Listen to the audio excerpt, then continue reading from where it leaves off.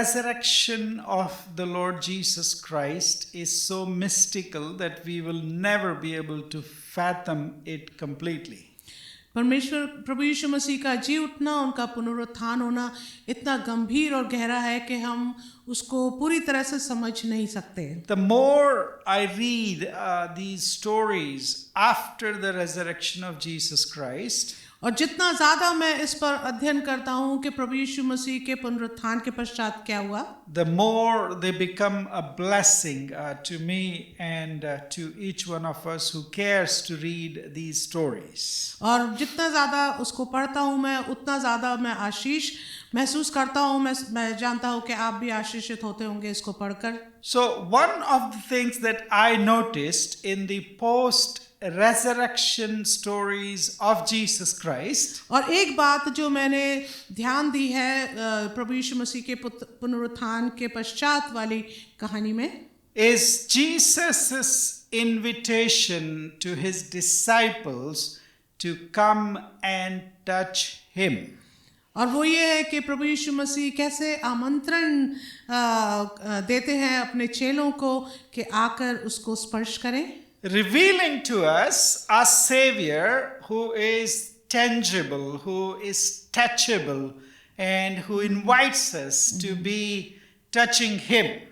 और हमारे लिए इस बात को प्रकाशन मिलता है कि प्रभु यीशु मसीह कितने व्यक्तिगत रूप से हमारे सामने महसूस अपने आप को कराते हैं कि हम उनको छू सकते हैं. There are specifically two incidents of Jesus inviting his disciples to touch him.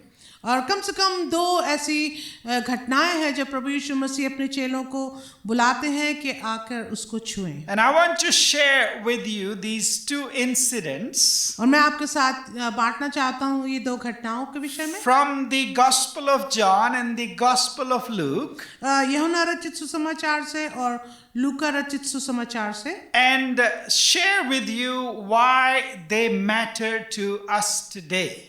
और आपके साथ ये बांटना चाहता हूँ कि इसका हमारे लिए आज क्या महत्व है. So I see a kind of pattern in the stories that Jesus' resurrection, post-resurrection appearances reveal to us. और इन दोनों लूका और यूहन्ना रचित सुसमाचार में जब हम इसको पढ़ते हैं तो हम कुछ एक पैटर्न सा देखते हैं जो हमको पवित्र आत्मा प्रकट करना चाहते हैं. You may have read the gospel for a number of years, आपने कई वर्षों से पहले से इस सुसमाचार को सुना होगा, and perhaps you never noticed this pattern, और हो सकता है आपने इस पर ध्यान ना दिया हो कि इसका पैटर्न कैसा है. that during his entire 3.5 years, roughly, we don't know how long it was in reality, but it is believed about 3.5 years of his ministry, Jesus was walking in the villages, Jesus was healing his people.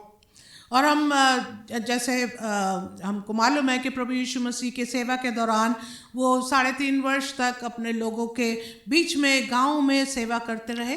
He himself touched even lepers. प्रभु यीशु मसीह ने स्वयं यहाँ तक कि कोढ़ियों को भी छुआ. He touched the blind. और यीशु ने अंधे व्यक्ति को भी छुआ. He touched sick women. He touched the broken people. He reached out to them and healed them. उन्होंने बीमार स्त्री को छुआ और तमाम टूटे हुए जो लोग थे उनको भी स्पर्श किया. But throughout this earthly ministry of Jesus, पर इस पूरे दौरान जब प्रभु यीशु मसीह पृथ्वी पर अपनी सेवा को कर रहे थे, what you will notice is that he never said, "Come and touch me." तब आप उसमें देखेंगे कि कभी भी ऐसा नहीं हुआ जब प्रभु यीशु मसीह ने अपनी पृथ्वी पर की सेवा में बोला हो, आओ मुझे छुओ. He didn't resist when people reached out to him and touched him. और जब लोग उसके पास आते थे और उसको छूते थे तो वो उनसे दूर नहीं भागते थे. Even at a public dinner, he didn't resist or say no to the woman who touched him and his feet as she was washing them and wiping them with her hair. और जब अपने चेलों के साथ लोगों के बीच में प्रभु यीशु मसीह भोजन कर रहे थे, तो जब स्त्री ने अपने बालों के द्वारा और अपने आंसू के द्वारा प्रभु को छुआ, तो प्रभु यीशु मसीह उससे दूर नहीं हटे। In the Gospels we read whenever he reached a village, people were pressing to him, people were trying to reach and touch him somehow. और प्रभु यीशु मसीह जब लोगों के बीच में सेवा कर रहे थे, तो भीड़ उनके ऊपर गिरी पड़ती थी और उनको छूना चाहती थी, And he allowed them to do so. और जब ऐसा भीड़ उनके ऊपर गिरी पड़ती थी, छूना चाहती थी, प्रभु यीशु मसीह उनको ऐसा करने देते Because थे, he is a tangible Savior who is present in the midst of people who are sick, even those who are lepers. लेकिन क्योंकि लोग उनको छूना चाहते थे, प्रभु यीशु मसीह इस बात को साबित करते हैं कि वो एक ऐसे व्यक्ति मानव जाति के बीच में ऐसे मनुष्य थे जो छूने लायक थे। But after the resurrection of Jesus Christ, लेकिन प्रभु यीशु मसीह के जी उठने के बाद there are two invitations. दो आमंत्रण हम देखते हैं। In both of them, Jesus very deliberately tells his disciples to come and touch him. और इन दोनों हिस्सों में हम खास तौर से देखेंगे जब प्रभु यीशु मसीह अपने चेलों को निमंत्रण देते हैं कि आओ मुझे छुओ। Two invitations, दो निमंत्रण, both after the resurrection only. और दोनों प्रभु यीशु मसीह के जी उठने के बाद ही हम देखते हैं। Never before that, before his resurrection, Jesus invited specifically people to come and touch him. और केवल दो बार प्रभु यीशु मसीह हम देखते हैं पुनरुत्थान के बाद प्रभु यीशु मसीह निमंत्रण देते हैं अपने चेलों को कि आए उसको छुएं। In Luke chapter 24, लूका रचित सुसमाचार उसके 24 अध्याय में हम देखेंगे Jesus found himself in the midst of a frightened group of disciples, और प्रभु यीशु मसीह अपने आप को पाते हैं डरे हुए चेलों के बीच में, and they literally thought that he was a ghost. और ये चेले सोचते थे कि ये तो भूत है। And Jesus said, standing in their midst, come, touch me. और प्रभु यीशु मसीह जब उनके मध्य में खड़े थे, प्रभु यीशु मसीह उनसे कहते हैं आओ मुझे छुओ। And he said, a spirit does not have flesh and bones as you see I have. Jesus specifically said these words to his frightened disciples. और प्रभु यीशु मसीह अपने चेलों को जो डरे हुए थे उनसे कहते हैं कि जो आत्मा है उसमें मांस और लहू नहीं होता। And then in John 20 we know about Thomas. और फिर हम यूहन्ना रचित सुसमाचार उसके 20 अध्याय में देखते हैं थोमा के विषय में। Jesus invites him to put his finger in his side and to see his pierced hands. प्रभु यीशु मसीह थोमा को निमंत्रित करते हैं और कहते हैं कि अपनी उंगली को मेरे पंजर में और मेरे हाथों के घाव में डाल। So as I see it, this is not an accident. This is a message that Jesus was trying to give us through the Gospels, who wrote these Gospels. और जो मैं बातों के विषय में साबित करना चाह रहा हूँ कि ये कोई अकस्मात बात नहीं है, लेकिन ये एक बहुत ही सुंदर एक संदेश है जो प्रभु यीशु मसीह यहाँ देना चाहते हैं। Shall we read these two passages from Luke's Gospel chapter 24 and John's Gospel chapter 20? आइए हम इन दो हिस्सों को पढ़ेंगे। पहला है लूका रचित सुसमाचार उसका 24 अध्याय। Chapter 24, 36 to 43, please. Someone help us read. लूका 24 36 से 43 आयत तक। So there are several things in this passage इस अध्याय में कुछ बातें हैं जो हम देखेंगे in which Jesus is stressing that he has a flesh. जिसमें प्रभु यीशु मसीह इस बात में ज्यादा जोर दे रहे हैं कि उसमें मांस और लहू है। He is inviting them to touch him. और वो अपने चेलों को निमंत्रण दे रहे हैं कि आओ मुझे छुओ। He is saying that ghosts do not have flesh, rather I have flesh as well as bones. वो कहते हैं कि जो भूत है उसमें हड्डी और मांस नहीं होता, लेकिन तुम मुझ में देख रहे हो हड्डी और मांस है क्योंकि मैं जीवित हूँ। Even after that, some were wondering and disbelieving. और ऐसा बोलने के बाद भी कुछ लोग आश्चर्यचकित थे और वो सोच नहीं पा रहे थे। So Jesus says, I am hungry. You guys have something to offer me? तो प्रभु यीशु मसीह उनसे कहते हैं तुम्हारे पास कुछ यहाँ भोजन करने को है, मुझे भूख लगी। And they gave him a piece of fish. और वो उन्हें मछली देते हैं। He took it उन्होंने उसे लिया and ate it और उसे खाया, in their seeing, in their presence, उनके देखते और उनकी उपस्थिति में, to make a point एक संदेश देने that के the लिए resurrected, glorified body of Jesus Christ कि जो प्रभु यीशु मसीह का पुनरुत्थित महिमा में जो शरीर है has flesh and bones. उसमें मांस और हड्डी है, It is material, it is physical. और ये भौतिक है, दिखाई देने वाला है। It's not just a spiritual body. ये केवल एक आत्मिक शरीर नहीं है। And then in Gospel of John chapter 20, we have read that a couple of weeks ago. और यूहन्ना, अब हम देखेंगे यूहन्ना रचित सुसमाचार 20 अध्याय में जो हमने पिछले हफ्तों में देखा था। Can somebody read from 26 to 29 of John 20? कोई पढ़ सकता मेहरबानी से 26 आयत से 29 आयत तक। The invitation that Jesus gave to his disciples और जो प्रभु यीशु मसीह ने निमंत्रण अपने चेलों को दिया was specifically to reject our ghost faith. वो खास तौर से इसलिए था ताकि जो एक भूत वाला विश्वास है वो उसको स्पर्श करे। This was the first reason that Jesus wanted his disciples to touch him and feel and see him. और यही एक विशेष बात थी जो प्रभु यीशु मसीह चाहते थे कि वो उसको देखें और उसको स्पर्श करें। Because he wanted them and the whole world to know क्योंकि प्रभु यीशु मसीह चाहते थे उनके चेलों के लिए और इस पूरी दुनिया के लिए देखने के लिए, जानने के लिए that the resurrection was real and it was physical. कि जो पुनरुत्थान था वो वास्तविक था और देखने वाला था, भौतिक था। It was a bodily resurrection of Jesus Christ. और ये एक शारीरिक पुनरुत्थान था जी उठे प्रभु यीशु मसीह का। This may appear to us as obvious. Yeah, of course, Jesus came up out of the grave with a body. और हम इसको ऐसा सोचते हैं कि हाँ प्रभु यीशु मसीह जीवित हुए थे अपने शरीर के साथ। But we have to look it in the context of the first century. लेकिन हमको उस संदर्भ में देखना है जैसा प्रथम शताब्दी में था। In those days, there was a belief especially by the Gnostics, or the belief can be called as Gnosticism. और उस समय में एक ऐसा विश्वास माना जाता था जिसको नॉस्टिसिज्म बोलते हैं। So these Gnostic ideas, इसलिए ये जो विचार है gnostic, they said the body is evil.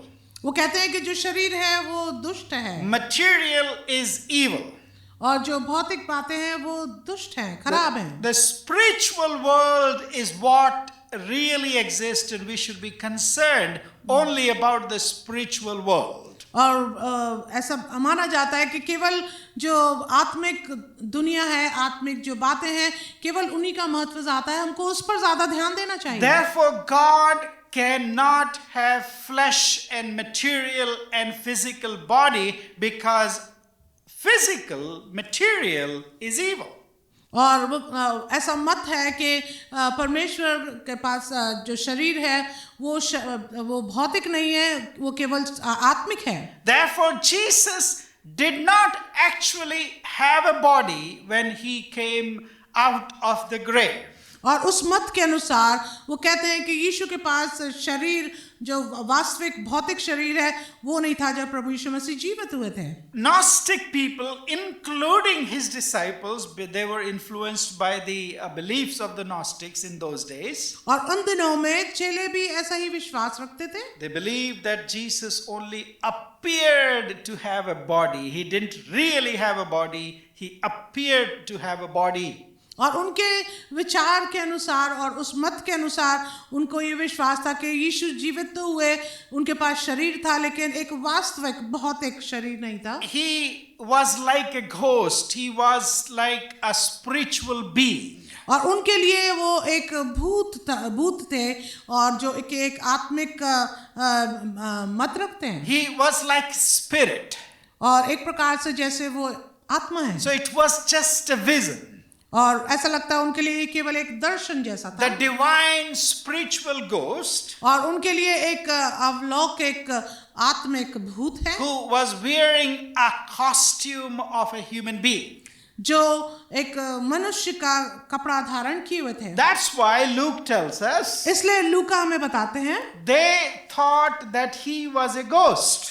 और लूका रचित सुसमाचार हमको बताता है कि उन्होंने सोचा, चेलों ने सोचा कि ये तो भूत है। And Luke is telling us, और लूका हमें बता रहे हैं in the words of Jesus, यीशु के शब्दों में, that Jesus is denying that faith of the Gnostics and the faith that is only about ghosts. और प्रभु यीशु मसीह उस मत को जो केवल ऐसा विश्वास रखते हैं कि वो शरीर है, उसको नकार रहे हैं। By inviting his disciples अपने चेलों को आमंत्रण देने के द्वारा, from a Gnostic world, एक जो नॉस्टिक उस दुनिया के मध्य में वो from the worldview of Gnosticism, और जो एक वर्ल्ड व्यू है नॉस्टिसिज्म का, he is inviting them to touch him और प्रभु यीशु मसीह उनको निमंत्रण दे रहे हैं कि आप मुझे छुओ and to believe और विश्वास करो that he indeed has flesh and bones. कि वास्तव में उनके मांस और हड्डी He है। is not a ghost, he is not a spiritual being only in the human flesh. He has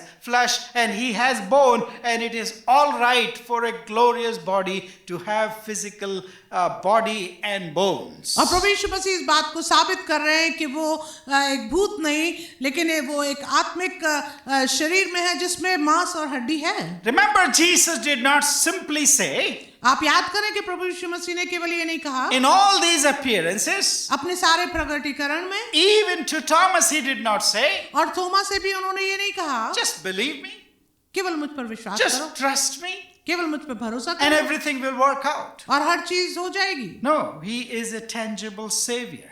लेकिन वो एक छूने वाला भौतिक उद्धार करता He is है। saying, check it out yourself. और प्रभु यीशु मसीह कह रहे हैं, अपने आप इसको देख लो, Touch my hands, feel my hands, मेरे हाथों को छुओ और महसूस करो, feel my ribs here that were pierced, मेरी पसली को छुओ और देखो जहां पर उसमें पंजर डाला गया, and experience that I am in a real body, physical flesh and bones. और इस बात का अनुभव करो कि मैं वास्तव में एक शरीर में हूँ और मेरे शरीर में मांस और हड्डी है। And yes, it is a glorified body और हाँ, ये तो है कि ये एक महिमामय शरीर है that will never be decayed again, जो कभी दोबारा सड़ेगा नहीं, and yet it has flesh and blood.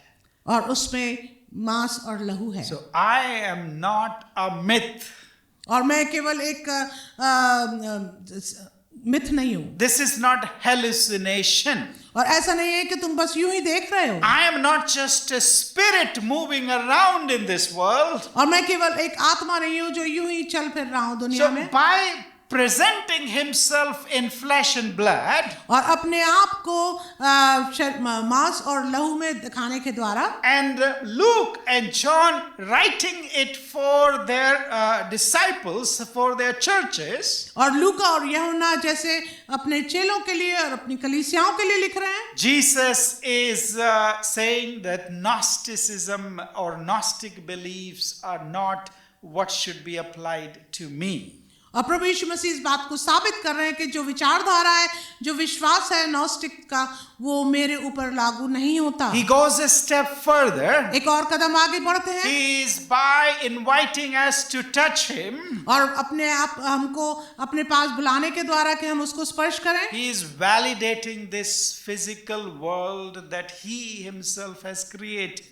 वो उस भौतिक दुनिया को साबित कर रहे हैं जो उन्होंने स्वयं सृष्टि की। He is not going to burn this earth down that he himself has created, and he said it is good, it is beautiful. और पर वो इस दुनिया को यूं ही आग में भस्म नहीं कर देंगे, क्योंकि उन्होंने उसको रचा और कहा ये सुंदर है। But the one who came out of the grave, लेकिन जो वो कब्र से बाहर निकले, he is coming back again, वो दोबारा वापस आ रहे हैं, not to destroy and burn this earth down, इस दुनिया को नष्ट और भस्म करने के लिए but to redeem it, लेकिन उसको छुड़ाने के to लिए, transform it, उसको उसका निर्माण करने के like लिए, God did with his body.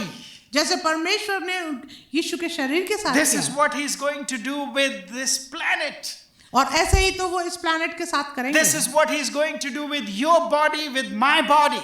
और यही तो परमेश्वर आपके और मेरे शरीर के साथ That करेंगे। this will be a transformation of our bodies, it will be a transformation of our world, it will be a transformation of our planet. और ये हमारे प्लैनेट का, हमारे इस दुनिया का और हमारे शरीर का एक बदलाव होगा। So resurrection, Jesus is saying, और इसलिए प्रभु यीशु मसीह कह रहे हैं कि जो पुनरुत्थान है, resurrection is not about getting back to the old life as it was, वो कहते हैं कि पुनरुत्थान ऐसा नहीं है कि हम वापस उस जीवन में चले जाएं But जैसा वो पहले it था, is the birth of a new life, लेकिन ये एक नए जीवन का पैदा होना है, a new reality, एक नई वास्तविकता, a glorified reality, एक महिमा में वास्तविकता, and yet और तब भी a tangible reality, because a material is not evil as the Gnostics believe. और जैसे नॉस्टिक्स विश्वास करते हैं, ये ऐसा नहीं है कि ये शरीर जो है हम छू नहीं सकते। So the resurrection is God's great yes to the creation that He Himself has created. और जो पुनरुत्थान है वो परमेश्वर के लिए एक बहुत हाँ और आमीन है, क्योंकि उसने इसको रचा है। So the material world and everything that God has so beautifully created in this world is not evil, friends. और मेरे मित्रों, जो परमेश्वर ने इस सृष्टि को रचा है ये बुरा नहीं है। Our faith, our resurrected faith, और हमारा जो विश्वास है, जो एक जीवित विश्वास है, should not be an escape from the physical world. और हमारा जो विश्वास है इस भौतिक दुनिया से बाहर जाना नहीं है। But our faith must tell us लेकिन हमारा विश्वास हमको ये बताना चाहता है that we ourselves कि हम स्वयं and the physical world और पूरे भौतिक दुनिया and this beautiful creation और ये बहुत सुंदर रचना is redeemable. ये छुटकारे लायक है। It can be transformed, इसको ट्रांसफॉर्म किया जा and सकता है। Jesus is coming back और यीशु दोबारा वापस आ रहे to हैं exactly do that. और प्रभु यीशु मसीह वैसा ही करने के लिए आ रहे हैं। Not to escape from this world and burn it down here इसलिए नहीं कि वो यहाँ से छूट करके इस दुनिया को भस्म कर दें and take us to some other reality, some other planet. और हमें किसी दूसरी वास्तविकता या दूसरे प्लैनेट पर ले जाएं, ग्रह How में ले जाएं। I understand the gospel says और जैसा मैं इस सुसमाचार को समझता हूँ वो ये है, Jesus is coming to redeem it and establish His kingdom and throne right here on this earth. That will be the kingdom of God materialized. और प्रभु यीशु मसीह दोबारा जो आ रहे हैं वो इस पृथ्वी पर हर एक बुराई को दूर करके यहीं पर अपने राज्य का स्थापन करेंगे। यही परमेश्वर का राज्य होगा। That's what we pray for in the prayer that Jesus taught His disciples. It's not the Lord's prayer, it is the disciples' prayer. और यही तो हम प्रार्थना करते हैं जो शिष्यों की प्रार्थना है। How our Father who art in heaven, hallowed be thy name, thy kingdom come on earth as it is in heaven. और जैसे हम प्रभु की प्रार्थना जो शिष्यों को सिखाई, शिष्यों की प्रार्थना है, हम ऐसी प्रार्थना करते हैं, हे हमारे पिता तू जो स्वर्ग में है, तेरा नाम पवित्र माना जाए, तेरा राज्य आए। So friends, this is what resurrection means for us today, because Jesus invited us to touch Him, and He is validating the creation that He has made on this earth. इसलिए मेरे मित्रों, प्रभु यीशु मसीह यही हमें सिखाना चाह रहे हैं कि रिजरेक्शन जो जी उठना है वो इस बात को और ज़्यादा महत्व देते हैं कि ये परमेश्वर की सृष्टि है, बहुत खूबसूरत है। Secondly, दूसरी बात, Jesus invited to touch Him और प्रभु यीशु मसीह निमंत्रण देते हैं कि उनको छुएं in order to extend His grace to the weak, to the broken, to the unbelieving.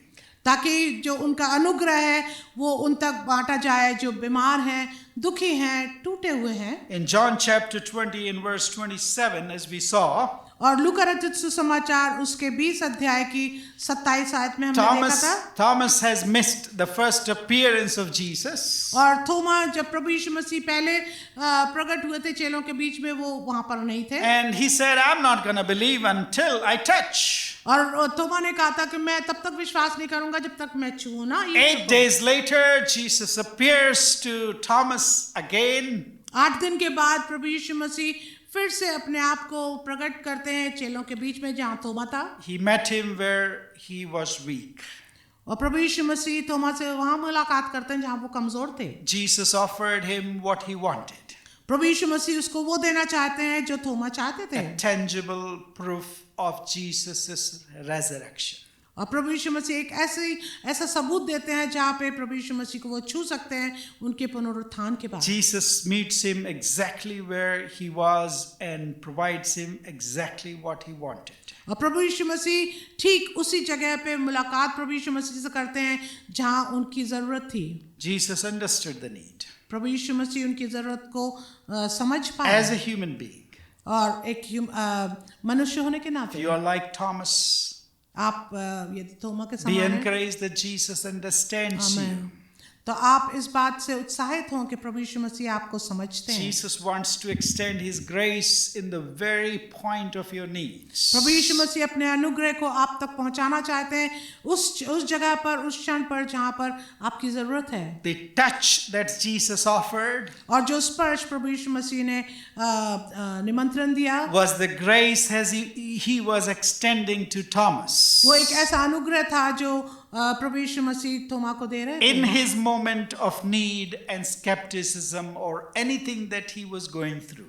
और जो भी वो अपने जीवन में जिसमें से होकर वो गुजर रहे थे, प्रभु यीशु मसीह ठीक उसी समय में उनके लिए अनुग्रह प्रदान करते हैं। Jesus gave him what he needed at that moment. और प्रभु यीशु मसीह थोमा को वही देते हैं जो वो उनके उस क्षण की जरूरत थी। And the same Jesus और यही यीशु wants us to extend this grace to others. प्रभु यीशु मसीह चाहते हैं कि यही अनुग्रह जो हमने पाया हम दूसरों से भी बांटें। Touch was the grace that Jesus offered. और स्पर्श वो अनुग्रह था जो यीशु ने दिया। But it must lead to faith, which must be the destination. लेकिन ये स्पर्श से विश्वास उत्पन्न होना चाहिए जो हमको जहाँ पर हमको जाना है वहाँ तक पहुँचाए। What does this mean for you and me today, my dear friends? मेरे मित्रों, मेरे और आपके लिए आज इसका क्या अर्थ It है? means there are people like Thomas in our lives, in our families, in this world. इसका मतलब ये है कि ऐसे थोमा है, थॉमस है हमारे जीवन में, इस दुनिया में जिनको हमारी जरूरत है। When Jesus meets you in your needs, जब प्रभु यीशु मसीह आपकी जरूरत में आपसे मुलाकात when करते हैं, Jesus extends his grace when you are not worthy of it, और जब प्रभु यीशु मसीह अपना अनुग्रह आपके ऊपर उंडेलते हैं जब आप अपने आप को उस लायक नहीं he समझते, is also asking us to reach out to the hurting people with grace that we have received from Jesus. प्रभु यीशु मसीह चाहते हैं वही अनुग्रह हम उन लोगों तक बांटे जो प्रभु यीशु मसीह को ढूंढ रहे हैं या जो दुखी और परेशान है। He is asking us not to hoard the grace that we have so graciously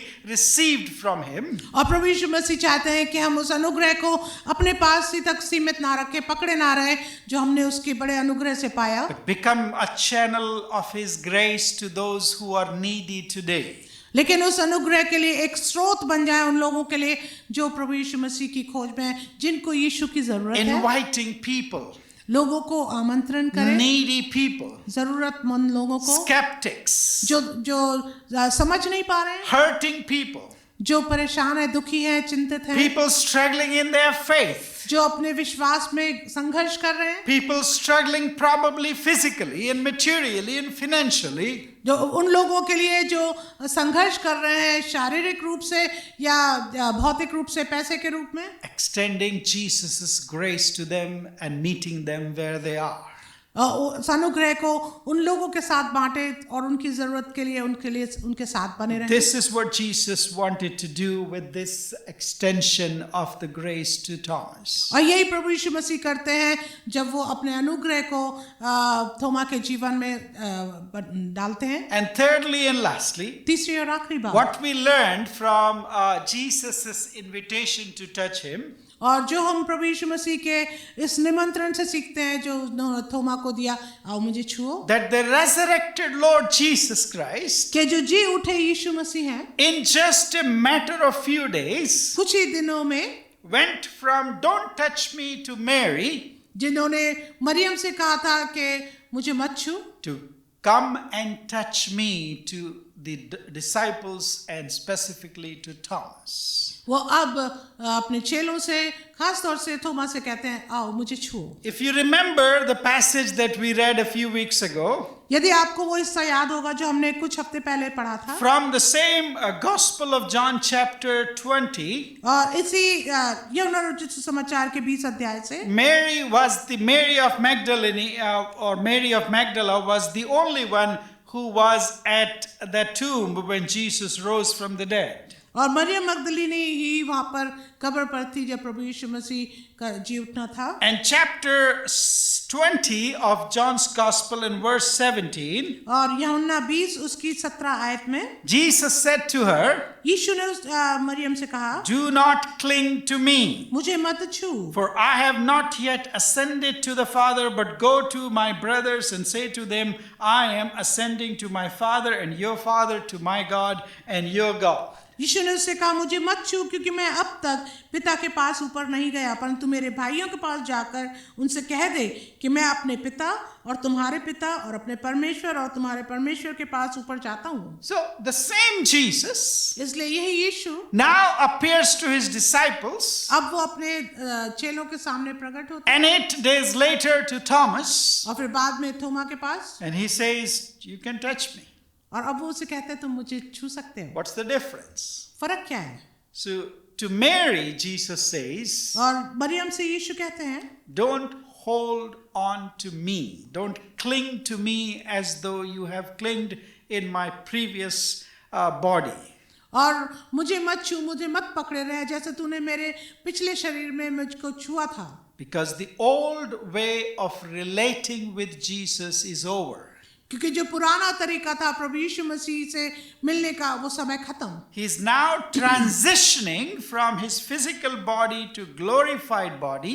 और अब वो अपने शारीरिक भौतिक शरीर से अब वो एक महिमा में शरीर में आ गए हैं। And this body that he has now, और अब जो ये शरीर उनके पास है, it has the spiritual qualities as well as the flesh and bones. और अब उनके शरीर में आत्मिक क्वालिटीज है, और अब उनमें मांस और हड्डी भी है। But also, पर ये भी है, this is now a spiritual presence for the whole universe. और अब जो ये है, अब ये एक आत्मिक उपस्थिति है प्रभु यीशु मसीह की पूरे ब्रह्मांड के लिए। So as you related with me in my previous body, और जैसा तुमने मेरे पिछले शरीर में, भौतिक शरीर में मेरे साथ किया था, you may have to leave that behind. अब तुम्हें उसको पीछे छोड़ने की जरूरत है। You cannot be so possessive. अब तुम उसको केवल पकड़े नहीं रह You सकते, cannot just be clinging to me in that physical body.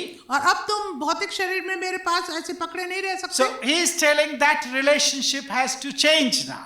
वो कहते हैं कि अब वो जो रिश्ता है वो खत्म होना है। You cannot cling to the past. उसको बदलना है, और तुम अपने अतीत में नहीं रह You सकते। have to realize the new and accept the new reality. और अब तुम्हें एक नई जो वास्तविकता है उसको ग्रहण करना है। Jesus is now for the whole world. और अब प्रभु यीशु मसीह जो है वो पूरी दुनिया के लिए हैं। Therefore, go and tell others who have not heard about this resurrection.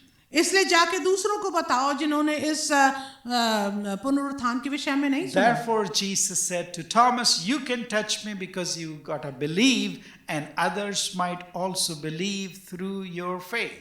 और इसलिए प्रभु यीशु मसीह कहते हैं कि थोमस है कि तुम मुझे छुओ, ताकि तुम्हारे छूने के द्वारा दूसरे लोग जो संदेह करते हैं वो भी विश्वास करें। So Mary wanted to cling to Jesus forever. और मरियम जो थी वो प्रभु यीशु मसीह को पकड़े रहना चाहती थी हमेशा के लिए। Jesus says, "No, you have to accept the new reality that now I'm for everybody. Go and tell everybody." लेकिन प्रभु यीशु मसीह एक नई वास्तविकता उसको समझाते हैं कि मैं पूरी दुनिया भर के लिए हूँ और तुम्हें दूसरे लोगों को बताना है। So Jesus is inviting you and me, like Thomas, like Mary, like others, और इसलिए प्रभु यीशु मसीह मुझे और आपको आमंत्रण कर रहे हैं इस दुनिया के लिए to touch him, कि उसको छुएं, the tangible Savior, जो छूने लायक, जो एक उद्धार करता to है, feel him in your needs, उसको अपनी जरूरत के मध्य में महसूस करें, to see him as he is in his glorified body, और उनको देखें उस प्रकार से जैसा वो है अपनी महिमा में शरीर में। but also don't just keep on clinging to him. पर हमेशा उसको केवल पकड़े ही ना रहे। So you may not be able to put your finger in the nail marks of Jesus today, friends. मेरे मित्रों, आप प्रभु यीशु मसीह के उस छेदे हुए हाथों में अपनी उंगली तो नहीं डाल सकते, But you are not without access to Jesus. लेकिन आप बिना प्रभु यीशु मसीह के करीब आने के लिए आपको कोई रोक नहीं सकता। He left so that he could be with you forever in the spiritual world. और प्रभु यीशु मसीह इसलिए गए कि वो हमारे साथ हमेशा बने रहे आत्मिक जीवन में, दुनिया में Fully, पूरी तरह, really, वास्तविकता में, in reality, सचमुच में, in permanency, हमेशा के लिए, in a way that makes sense to you, एक ऐसे तरीके से जिसमें आपको कुछ समझ में आ सकता है, that cannot be achieved in the old body, but Jesus has achieved that in his new body. और जो आप पुराने शरीर में महसूस नहीं कर सकते, लेकिन प्रभु यीशु मसीह अपने नए शरीर में हमको इस लायक बनाता He है। is not a ghost. वो भूत नहीं है, He is not a myth. वो कोई एक मिथ भी नहीं He is है, the living Lord. वो एक जीवित प्रभु है। And he is inviting you और वो आपको आज निमंत्रण दे to रहे हैं reach out to those that may be like Mary, like disciples, like Thomas. कि आप उन तक पहुंचे जो थोमा की तरह, मरियम की तरह या दूसरे चेलों की तरह हो You सकते हैं। may yourself may be in a situation where your faith seems fragile today. आप स्वयं अपने जीवन में भी ऐसी परिस्थिति में हो सकते हैं जहां आपका विश्वास काफी नाजुक हो। If you are struggling with the questions that cannot be easily answered, और यदि आप संघर्ष कर रहे हैं अपने सवालों के साथ जिनका उत्तर आसानी से नहीं मिल सकता, Jesus invites you to touch him and feel him and see him as he is. प्रभु यीशु मसीह आपको निमंत्रण देते हैं कि आप उसको देखें, आप उसको महसूस करें जैसा वो है। He is not afraid of your touch. प्रभु यीशु मसीह आपके स्पर्श से घबराते नहीं He हैं, is not afraid of your questions. वो आपके सवालों से भी नहीं घबराते, But he is wanting us to get closer to him, लेकिन प्रभु यीशु मसीह चाहते हैं कि हम उसके करीब हो जाएं, to touch him, उसको स्पर्श to करें, feel him, उसको महसूस करें and to believe और विश्वास करें that the created world order that God has so lovingly created कि जो दुनिया की रचना प्रभु परमेश्वर ने इतने प्यार से की, is not evil. ये बुरी नहीं है। God is coming to redeem it. परमेश्वर वापस आ रहे हैं ताकि उसको पूरी तरह से संभाल लें। Until then, तब तक God wants us to be good stewards of this earth that he has created. परमेश्वर चाहते हैं कि हम इस जो पृथ्वी बहुत सुंदर तरीके से परमेश्वर ने रची, हम उसके अच्छे भंडारी And हैं। God wants us और परमेश्वर चाहते हैं to reach out to those who may be hurting and wounded and in needs like Thomas and others. और उन लोगों के लिए जो दुखी, परेशान, संघर्ष में हैं और ऐसे थोमा की तरह हैं जो अपने संघर्ष में हैं, हम उन तक पहुंचे, उनके साथ इस बात को बांटें। While you touch those hurting people, जब आप उन दुखी लोगों को आप स्पर्श करते हैं, when you reach out to those and touch them with love and care, जब आप उन लोगों को जो दुखी हैं, टूटे हुए हैं, जब आप अपने स्पर्श से आप उनको छूते हैं, you are touching him, the Lord Jesus, the resurrected Lord. आमीन, तो आप प्रभु यीशु मसीह को जो जी उठे हैं, आप उनको स्पर्श कर रहे हैं। Would you do that? क्या आप ऐसा करेंगे? Let's pray. आइए प्रार्थना करें।